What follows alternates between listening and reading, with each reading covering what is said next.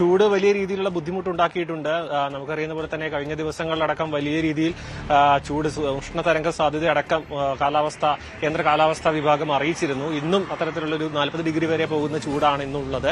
അത് വലിയ രീതിയിലുള്ള ബുദ്ധിമുട്ട് ഇപ്പോൾ സംസ്ഥാനത്തുടനീളം ഉണ്ടാക്കിയിട്ടുണ്ട്. അതിന്റെ ഭാഗമായിട്ടാണ് ഇപ്പോൾ KSEBയുടെ ഭാഗത്തു നിന്നടക്കം കൂടുതൽ നിയന്ത്രണങ്ങൾ ഉണ്ടാക്കിയിരിക്കുന്നത്. അതായത് അപ്രഖ്യാപിത ലോഡ് ഷെഡിംഗ്, അതായത് കൃത്യമായ ഒരു സമയം മുൻകൂട്ടി അറിയിക്കാതെ തന്നെയുള്ള അരമണിക്കൂറോളം വരുന്ന ലോഡ് ഷെഡിംഗ്, അത് ഇപ്പോൾ വൈദ്യുതി ഉപഭോഗം ഗണ്യമായ രീതിയിൽ വർദ്ധിച്ച സാഹചര്യത്തിലാണ് ഇപ്പോൾ ഇത്തരത്തിലൊരു മാറ്റം, അതായത് ഒരു ലോഡ് ഷെഡിംഗ് കാര്യത്തിലേക്ക് പോകുന്നത്. മാത്രമല്ല റെഗുലേറ്ററി കമ്മീഷന്റെ ഭാഗത്തു നിന്നും ഒരു തീരുമാനം അറിയിച്ചിട്ടില്ല. ഈ ഒരു ഉയർന്ന നിരക്കിൽ പുറമേ നിന്നും വൈദ്യുതി വാങ്ങുന്ന കാര്യത്തിലടക്കം ഒരു തീരുമാനമായിട്ടില്ല. അതുതന്നെയാണ് ഇപ്പോൾ വലിയൊരു ബുദ്ധിമുട്ടുണ്ടാക്കുന്നത്. മാത്രമല്ല ഡാമുകളിലടക്കം ജലലഭ്യത വളരെ കുറവാണ്. 35% മാത്രമാണ് ഇപ്പോൾ ഈ ഒരു വൈദ്യുതി ഉപഭോഗവുമായി ബന്ധപ്പെട്ട വൈദ്യുതി നിർമ്മാണവുമായി ബന്ധപ്പെട്ട ഡാമുകളിൽ ഇപ്പോൾ ജലലഭ്യതയും കുറവുണ്ട്. അത് വലിയ രീതിയിലുള്ള ബുദ്ധിമുട്ടും ഒപ്പം പീക്ക് സമയങ്ങളിൽ അടക്കമുള്ള വലിയ വൈദ്യുതി ഉപഭോഗം KSEB വലിയ ബുദ്ധിമുട്ടിലാക്കിയിട്ടുണ്ട്.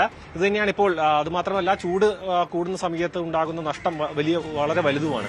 ഇത്തരത്തിലൊരു സാഹചര്യത്തിലാണ് ഇപ്പോൾ അപ്രഖ്യാപിത ലോഡ് ഷെഡിംഗിലേക്ക് അടക്കം കാര്യങ്ങൾ കടന്നിരിക്കുന്നത്.